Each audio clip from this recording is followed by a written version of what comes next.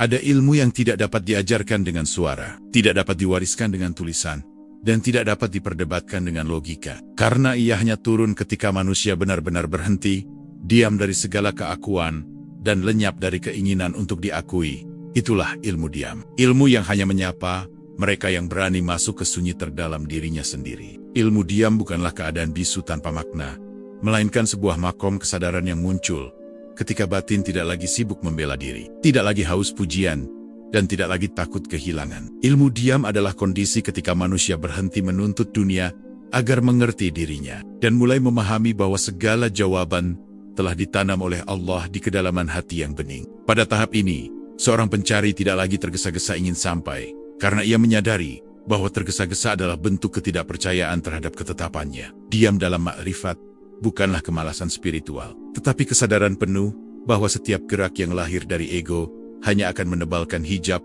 antara hamba dan Tuhannya. Ketika lidah berhenti menjelaskan, batin mulai mendengar. Ketika pikiran berhenti menilai, ruh mulai melihat. Dan ketika keinginan berhenti mengatur, kehendak ilahi mulai bekerja tanpa hambatan. Ilmu diam menuntut keberanian yang tidak dimiliki oleh mereka yang masih bergantung pada pengakuan manusia. Ia hanya bisa ditapaki oleh jiwa yang rela disalahpahami, rela diluati, dan rela dilupakan.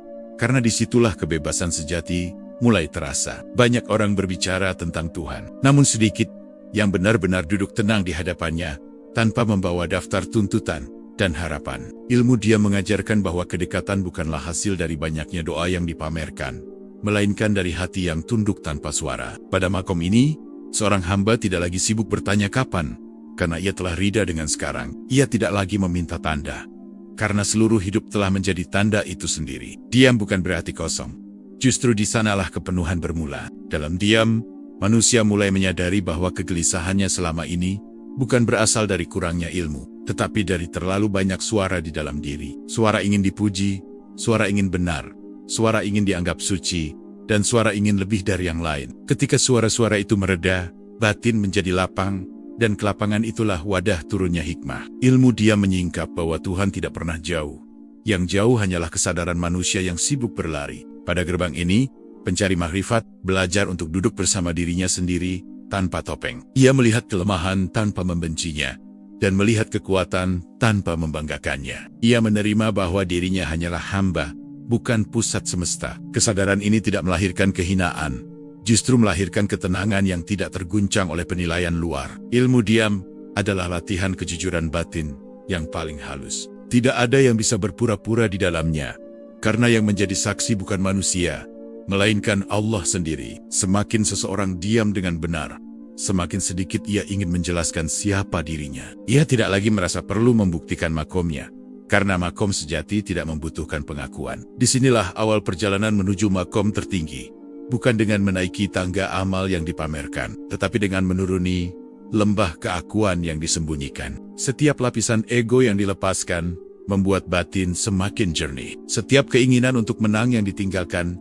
membuat ruh semakin ringan. Dan setiap diam yang ikhlas membuka pintu pemahaman yang tidak dapat dicapai oleh pikiran semata. Ilmu diam adalah gerbang pertama, sekaligus ujian awal, karena tidak semua orang sanggup bertahan dalam sunyi yang jujur. Namun bagi mereka yang mampu menetap di dalamnya, diam akan berubah menjadi cahaya, dan sunyi akan menjelma menjadi bahasa Tuhan yang paling lembut. Setelah seorang pencari melewati gerbang sunyi, ia mulai menyadari bahwa musuh terbesar dalam perjalanan ini bukanlah dunia, melainkan rasa memiliki terhadap diri sendiri. Di titik ini, diam tidak lagi sekadar latihan menahan lisan, tetapi menjadi proses peluruhan ego yang perlahan namun pasti. Ego tidak mati dengan perlawanan, ia melemah ketika tidak diberi panggung. Setiap kali seseorang memilih diam saat ingin membela diri, sesungguhnya satu lapisan ego sedang dilepaskan. Setiap kali ia tidak tergoda untuk menjelaskan kebenaran versinya, di sanalah ego mulai kehilangan kekuasaannya. Diam pada makom ini terasa berat, karena yang dilepaskan bukan sekadar kebiasaan berbicara, tetapi identitas yang selama ini dijaga mati-matian. Identitas sebagai orang benar, sebagai orang berilmu, sebagai orang suci, bahkan sebagai orang yang merasa telah sampai. Ilmu dia mengajarkan bahwa selama masih ada rasa aku, maka selama itu pula, hijab belum sepenuhnya tersingkap. Bukan berarti diri harus dihapus, tetapi diri harus ditempatkan kembali sebagai hamba, bukan pemilik jalan. Dalam diam yang semakin dalam, pencari mulai merasakan ketidaknyamanan yang halus. Bukan karena dunia menyerang, melainkan karena ego kehilangan pijakan. Disinilah banyak orang mundur, karena fana terasa seperti kehilangan. Padahal sejatinya, ia adalah kepulangan. Fana bukan lenyap secara fisik, melainkan lenyapnya klaim batin atas segala sesuatu. Pada tahap ini, seorang hamba mulai melihat bahwa segala amal, segala laku, dan segala pencapaian spiritual bukanlah miliknya. Ia hanya wadah, dan Allah lah yang mengalirkan. Kesadaran ini tidak melahirkan kesombongan, justru melahirkan rasa takut yang lembut dan cinta yang dalam. Takut karena menyadari betapa rapuhnya diri tanpa penjagaannya. Cinta karena merasakan betapa dekatnya Allah ketika ego tidak lagi berteriak. Dia menjadi bahasa utama antara hamba dan Tuhannya. Tidak ada lagi dialog panjang penuh permintaan. Yang ada hanyalah kehadiran yang utuh. Hamba hadir sebagai hamba, dan Tuhan hadir tanpa perlu dipanggil. Dalam makom ini, pencari mulai memahami bahwa banyak doa tidak dikabulkan, bukan karena ditolak, tetapi karena ego yang terlalu keras bersuara. Ketika ego melemah, doa tidak lagi berupa kata, melainkan keadaan. Seluruh hidup menjadi doa yang berjalan. Setiap napas menjadi pengakuan ketergantungan. Ilmu dia menuntun pencari untuk tidak lagi mencari pengalaman spiritual yang spektakuler. Ia tidak mengejar cahaya, tidak menunggu getaran, tidak berburu rasa. Karena ia telah memahami bahwa ketenangan yang stabil lebih tinggi nilainya daripada ekstase yang datang dan pergi. Ia tidak lagi mabuk pengalaman, karena ia sadar bahwa mabuk pun adalah bentuk keterikatan. Pada saat ego benar-benar mulai luluh, pencari merasakan keheningan yang berbeda. Bukan sunyi yang kosong, tetapi sunyi yang penuh makna. Dalam sunyi itu, tidak ada lagi pertanyaan tentang siapa yang lebih tinggi dan siapa yang lebih rendah. Semua kembali ke tempatnya masing-masing. Hamba sebagai hamba, dan Tuhan sebagai Tuhan. Fana tidak menjadikan seseorang jauh dari dunia, justru membuatnya hadir tanpa terikat.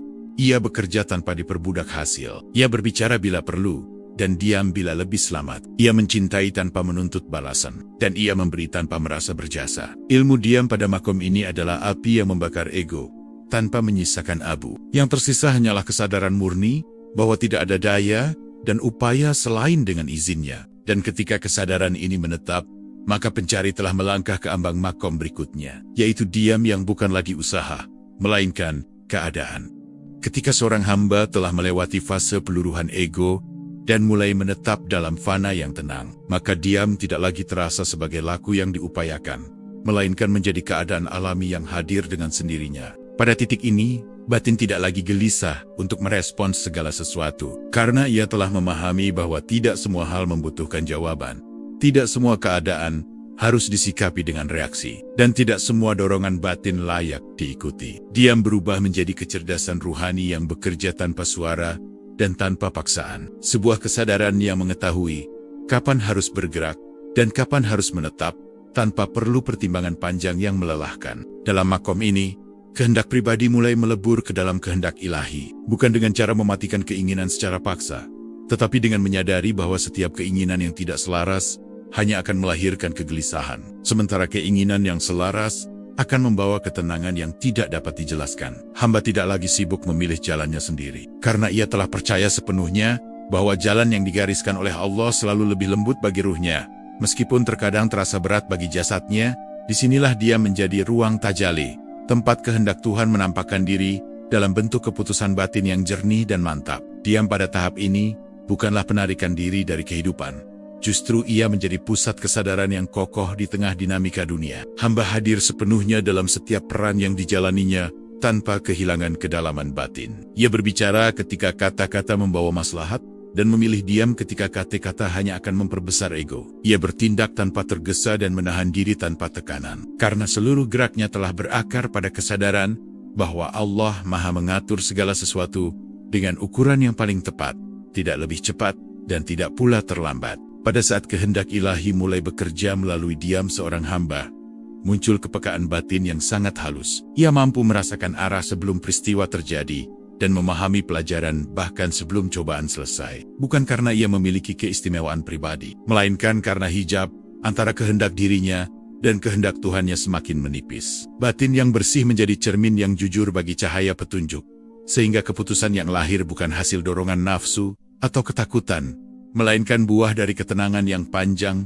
dan kepercayaan yang utuh. Di makom ini pula seorang hamba berhenti mengukur kemajuan spiritualnya dengan pengalaman luar biasa atau rasa-rasa tertentu. Ia tidak lagi bertanya, apakah dirinya sudah sampai atau belum, karena pertanyaan itu sendiri telah kehilangan relevansinya. Yang ada hanyalah kesetiaan untuk tetap hadir dalam diam yang jujur, menerima setiap keadaan sebagai amanah, dan menjalani setiap peran sebagai ibadah tanpa harus diberi label atau pengakuan. Hidup menjadi sederhana, namun syarat makna, ringan, namun penuh tanggung jawab batin. Diam sebagai tajali.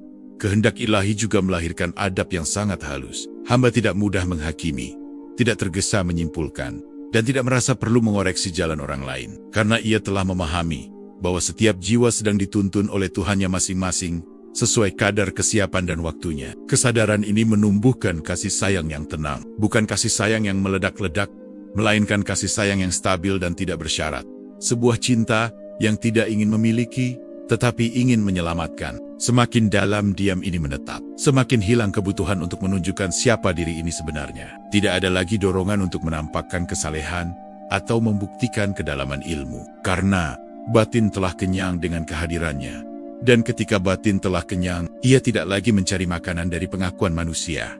Inilah tanda bahwa kehendak ilahi telah menemukan ruangnya, bekerja dalam senyap, menuntun tanpa suara, dan menjaga tanpa harus terlihat. Pada ujung makom ini, hamba mulai menyadari bahwa diam bukan sekadar jalan menuju makom tertinggi, melainkan makom itu sendiri, sebuah kondisi batin paling murni, di mana kehendak Allah dan kesadaran hamba berjalan seirama tanpa benturan, tanpa perlawanan, dan tanpa tuntutan. Dari sinilah perjalanan berlanjut menuju keadaan yang lebih dalam lagi, di mana diam tidak lagi disadari sebagai diam, karena yang tersisa hanyalah kehadiran yang sepenuhnya berserah. Setelah fana menata ulang kesadaran seorang hamba, dan kehendak ilahi bekerja dengan lembut, melalui diam yang jujur, maka tibalah ia pada makom baka, sebuah keadaan di mana hamba kembali hidup di tengah dunia, namun tidak lagi diperbudak olehnya. Ia hadir sepenuhnya sebagai manusia biasa, namun batinnya telah menetap dalam penjagaan Allah. Diam pada tahap ini bukan lagi sarana untuk membersihkan diri, melainkan keadaan menetap yang menjadi fondasi seluruh gerak hidup. Segala aktivitas lahir berjalan sebagaimana mestinya, namun batin tetap tenang, tidak terombang-ambing oleh pujian dan tidak runtuh oleh celaan, karena pusat kesadarannya telah berpindah dari penilaian makhluk menuju ridha Sang Khalik. Dalam makom baka, diam tidak menghilangkan peran sosial, tidak mematikan tanggung jawab, dan tidak menjauhkan hamba dari kehidupan. Justru ia menjadikan setiap peran sebagai ladang ibadah yang sunyi. Bekerja tidak lagi menjadi ajang pembuktian diri. Berbicara tidak lagi menjadi alat untuk menegaskan identitas. Dan berdiam tidak lagi menjadi pelarian. Semua menyatu dalam kesadaran bahwa Allah hadir dalam setiap keadaan, tanpa harus dicari dengan cara-cara yang berlebihan. Hamba bergerak ketika diperintah keadaan, dan berhenti ketika ditahan oleh hikmah. Bukan karena takut atau ragu, tetapi karena batin telah terlatih membaca isyarat yang tidak tertulis. Baka melahirkan keseimbangan yang sangat halus, di mana hamba mampu mencintai dunia tanpa terikat dan mampu melepaskannya tanpa luka. Ia menikmati nikmat tanpa lalai, dan menerima kekurangan tanpa keluh. Karena ia telah memahami bahwa segala sesuatu datang dan pergi sebagai amanah, bukan sebagai milik. Diam pada tahap ini, menjaga batin tetap jernih, sehingga nikmat tidak berubah menjadi kesombongan, dan ujian tidak menjelma menjadi keputusasaan. Semua diterima sebagai bagian dari tarbiyah ilahi yang terus berlangsung hingga akhir hayat. Pada makom ini, seorang hamba tidak lagi sibuk menilai apakah dirinya lebih baik atau lebih buruk dari orang lain. Karena perbandingan telah kehilangan makna. Yang ada hanyalah kesadaran untuk terus menjaga adab batin di hadapan Allah dan adab lahir di hadapan makhluk. Ia tidak merasa paling benar dan tidak pula merasa paling rendah.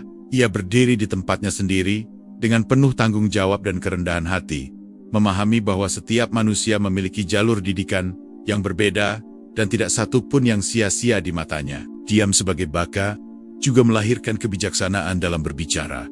Hamba hanya mengeluarkan kata-kata yang telah disaring oleh keheningan batin, sehingga ucapannya tidak melukai dan tidak pula mengangkat dirinya sendiri. Ia lebih memilih kata yang menyembuhkan daripada kata yang memenangkan perdebatan. Lebih memilih diam yang menjaga hati daripada bicara yang memperbesar ego. Karena ia telah merasakan bahwa ketenangan batin jauh lebih berharga daripada kemenangan lahiriah. Semakin lama makom ini menetap, semakin terasa bahwa hidup tidak perlu dipaksakan untuk menjadi sesuatu yang luar biasa. Kesederhanaan justru menjadi pintu keistimewaan, menjalani hari dengan jujur, menunaikan amanah dengan ikhlas, dan menjaga batin tetap bersih, menjadi bentuk ibadah yang paling dalam. Dia menjadi penjaga, agar hati tidak tergelincir ke dalam kelalaian yang halus. Kelalaian merasa sudah sampai, kelalaian merasa aman dari ujian, dan kelalaian merasa lebih dekat daripada yang lain. Pada tahap baka, seorang hamba hidup di tengah manusia, dengan wajah yang ramah dan hati yang tenang. Ia tidak membawa beban untuk mengubah dunia, tetapi dunia berubah dengan sendirinya, melalui kehadiran yang menenangkan. Ia tidak mengajak dengan banyak kata, tetapi dengan keadaan. Tidak mengajarkan dengan klaim, tetapi dengan adab.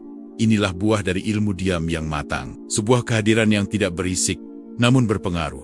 Tidak menuntut perhatian, namun meninggalkan jejak ketenangan. Baka bukanlah akhir perjalanan, tetapi kestabilan yang memungkinkan seorang hamba berjalan hingga akhir hayat, tanpa tersesat oleh ego yang tersisa. Diam pada makom ini menjadi penjaga agar kesadaran tetap lurus, hingga suatu saat nanti, ketika seluruh peran dunia selesai, hamba kembali menghadap Tuhannya dalam keadaan telah mengenal, telah berserah, dan telah tenang. Dari sinilah tersisa satu lapisan terakhir yang paling halus, yang hanya dapat disentuh oleh mereka yang benar-benar dimurnikan. Pada lapisan terakhir perjalanan ini, diam tidak lagi dipahami sebagai keadaan batin yang disadari. Karena kesadaran itu sendiri telah larut dalam keesaan, disinilah tauhid tidak lagi diucapkan, tidak lagi dipikirkan, dan tidak lagi direnungkan, tetapi dihidupi sepenuhnya tanpa jarak. Hamba tidak merasa dekat, dan tidak pula merasa jauh. Karena konsep kedekatan telah gugur bersama, lenyapnya rasa terpisah. Yang tersisa hanyalah keberadaan yang tunduk sepenuhnya pada kenyataan, bahwa tidak ada yang hadir selain Allah, dengan segala kehendak dan rahmatnya. Diam pada makom ini bukanlah ketiadaan gerak, melainkan ketiadaan klaim. Hamba bergerak namun tidak merasa bergerak, memilih namun tidak merasa memilih, menerima namun tidak merasa memiliki. Seluruh hidup mengalir sebagai manifestasi kehendak ilahi yang bekerja tanpa perlawanan batin. Tidak ada lagi rasa takut kehilangan, dan tidak ada lagi harapan untuk menggenggam. Karena yang menggenggam dan yang dilepas telah kembali pada sumber yang sama. Kesadaran ini melahirkan ketentraman yang tidak dapat diguncang oleh perubahan apapun. Kesempurnaan tauhid dalam diam menyingkap bahwa seluruh perjalanan sebelumnya bukanlah untuk menjadi sesuatu, melainkan untuk menghilangkan segala sesuatu yang bukan hakikat. Ego dilebur, identitas dikosongkan, dan kepemilikan dilepaskan agar kebenaran dapat hadir tanpa hijab. Di titik ini hamba tidak lagi melihat dirinya sebagai pencari, karena yang dicari telah nyata sejak awal. Hanya saja tertutup oleh kebisingan batin yang perlahan disucikan melalui diam yang jujur dan panjang. Dalam keadaan ini, doa tidak lagi memiliki bentuk permintaan, syukur tidak lagi memiliki kata, dan sabar tidak lagi terasa sebagai usaha. Semua melebur menjadi penerimaan total terhadap apa yang dikehendaki Allah pada setiap detik kehidupan. Bahkan ujian pun tidak lagi dipandang sebagai ujian, melainkan sebagai cara Allah berbicara dengan kelembutan yang tidak selalu dipahami oleh akal, tetapi selalu diterima oleh hati yang telah bersih. Inilah kepulangan sejati, bukan meninggalkan dunia, tetapi kembali kepada Tuhan di tengah dunia. Diam sebagai kesempurnaan tauhid juga memurnikan niat hingga ke akar terdalamnya. Tidak ada lagi amal untuk keselamatan diri, dan tidak ada lagi ibadah untuk ganjaran. Semua dilakukan semata-mata karena kepatuhan yang alami. Seperti napas yang tidak membutuhkan alasan untuk terus mengalir. Hamba tidak merasa berkorban dan tidak pula merasa memberi. Karena ia telah memahami bahwa seluruh hidup hanyalah titipan yang sedang dijalankan dengan penuh amanah. Pada makom ini, manusia hidup dalam kesederhanaan yang sangat dalam. Tidak mencari keistimewaan dan tidak takut kehilangan kemuliaan. Ia hadir sebagai manusia biasa, dengan batin yang luar biasa tenang. Wajahnya tidak memancarkan klaim kesucian, dan lisannya tidak membawa bahasa makom. Karena diam telah menjadi pakaiannya, dan adab telah menjadi cahayanya. Siapapun yang berada di dekatnya, merasakan ketentraman tanpa tahu sebabnya. Karena yang bekerja bukan lagi kepribadian, melainkan kehadiran ilahi yang mengalir lembut, melalui dirinya. Kepulangan sejati bukanlah saat ruh meninggalkan jasad, tetapi saat batin berhenti mengembara. Ketika pencarian selesai bukan karena tujuan tercapai, melainkan karena pencari telah lenyap. Disinilah ilmu diam mencapai puncaknya, bukan sebagai ilmu yang dimiliki, tetapi sebagai keadaan yang menetap hingga akhir hayat, menjaga hati tetap lurus, menuntun langkah tetap rendah, dan memelihara kesadaran agar tidak kembali terperangkap dalam kebisingan diri. Maka ilmu diam makom tertinggi, kondisi batin paling murni. Bukanlah jalan untuk menjadi istimewa di mata manusia, melainkan jalan untuk kembali menjadi hamba seutuhnya di hadapan Allah. Sebuah jalan sunyi yang tidak ramai pengikut, tidak gemerlap pujian, dan tidak menjanjikan kemegahan. Tetapi bagi mereka yang menempuhnya dengan jujur, diam akan menjadi cahaya, hidup akan menjadi ibadah, dan pulang akan menjadi kepastian yang penuh kedamaian.